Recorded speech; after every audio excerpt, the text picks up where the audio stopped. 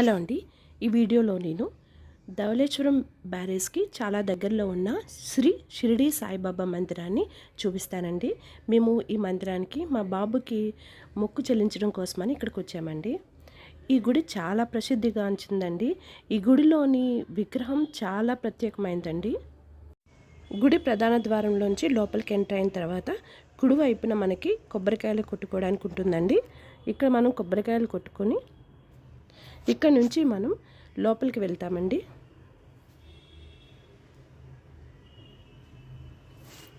ఇక్కడ నిత్య అన్నదానం జరుగుతూ ఉంటుందండి. మేము వెళ్ళేసరికి కూడా అన్నదానం మొదలైందండి. ఇక్కడ ప్రతిరోజు కూడా అన్నదానం చేస్తారండి ఈ గుడి తరపున.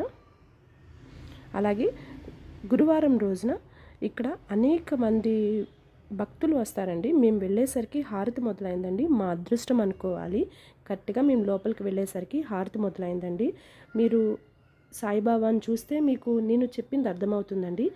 ఇది చాలా ప్రత్యేకమైన విగ్రహం అండి. 6 అడుగుల నల్ల గ్రానైట్తో తయారు చేసిన విగ్రహం అండి ఇది. ఈ షిరిడి సాయిబాబా మందిరాన్ని 1942లో సాయి భక్తులు నిర్మించారండి.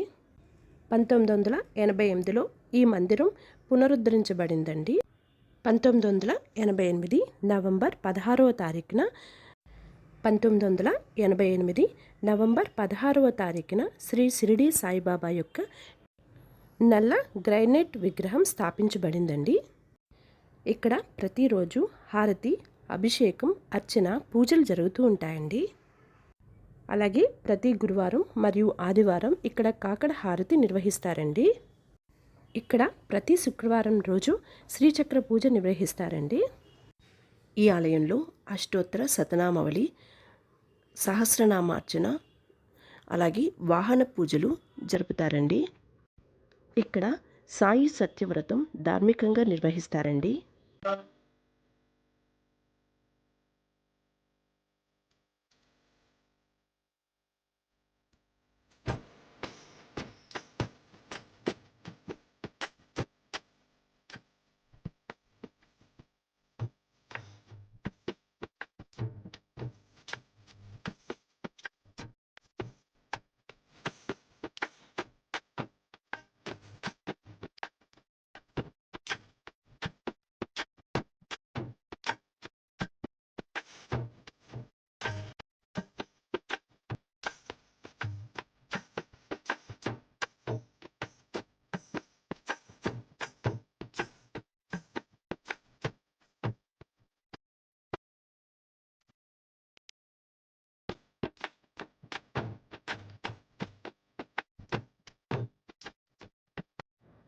ఆలయం ప్రధాన ద్వారం ఎడమ వైపున సాయినాథుని తుని ప్రతిష్ఠించారండి. ఈ తుని దర్శనం చేసుకుని ఆ సాయినాథుని ఆశీస్సులు మీరు అందుకుంటారని ఆశిస్తున్నాను. సాయి దర్శనం అనంతరం మేము మొక్కుకున్నట్టే బాబాకి పటికీ బెల్లం ఇస్తున్నామండి. మేము మా బాబు వెయిట్ ఎంతుంటే అంత ఇవ్వాలని మొక్కుకున్నాము. సో దానికి మేము ఇక్కడ ఏర్పాటు చేసుకున్నామండి. ఇక్కడ భోజనశాల దగ్గరే మనకి ఇది అరేంజ్ చేసి ఉంటుందండి. మనం ఇక్కడ చేసుకోవచ్చు.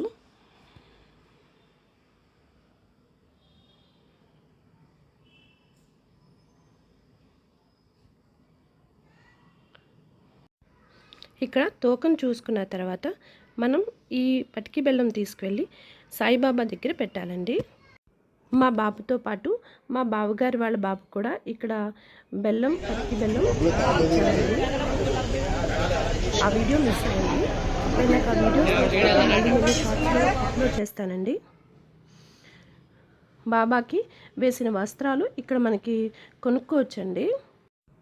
తులాభారం అనంతరం మేము ఈ పటికి బెల్లాన్ని తీసుకువెళ్ళి బాబా పాదాల దగ్గర పెట్టామండి. కొంచెం బాబా పాదాల దగ్గర పెట్టిన తర్వాత మిగిలింది మనం అక్కడే ఇస్తే వారు భక్తులకు దాన్ని పంచుతారండి.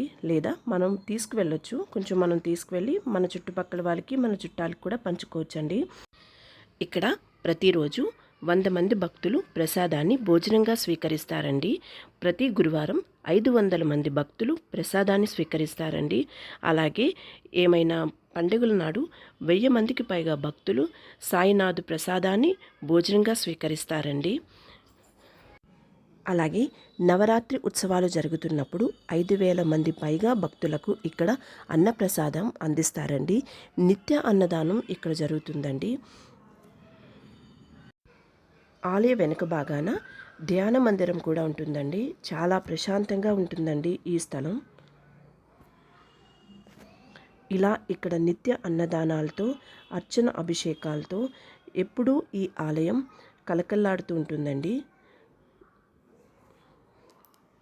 చాలా అందమైన ఆహ్లాదకరమైన వాతావరణంలో గోదావరి నడి ఒడ్డున ఈ ఆలయం చాలా ప్రసిద్ధి చెందిందండి. స్వచ్ఛమైన మనసుతో మనస్ఫూర్తిగా బాబా అంటే ఖచ్చితంగా పలికే శ్రీ సాయినాథుడు ఇక్కడ కొలువై ఉన్నాడండి. ఈ షిరిడీ సాయిబాబా మందిరం చాలా ప్రసిద్ధి చెందిందండి. నేను అందించిన ఈ వివరాలు మీకు నచ్చుతాయని అనుకుంటున్నానండి. మేము దర్శించుకున్న దర్శనంతో పాటు ఇంకొంచెం వివరాలు మీకు ఈ గుడి గురించి అందజేయాలనుకున్నానండి. నేను కొంచెం ప్రయత్నించానండి. ప్రయత్న లోపం ఏమన్నా ఉండుంటే, ఏమైనా తప్పులు చెప్పి ఉంటే క్షమించండి. అలాగే ఆ సాయినాథుడి కృపా కటాక్షాలు ఎల్లవేళలా మీ అందరికీ మన అందరికీ ఉండాలని కోరుకుంటున్నానండి. మీ అందరికీ కూడా ఆ సాయిబాబా దర్శన భాగ్యం కలగాలని మనస్ఫూర్తిగా కోరుకుంటున్నానండి. మరొక చక్కటి వీడియోతో మళ్ళీ మీ ముందుకు వస్తాను. అంతవరకు నమస్కారం.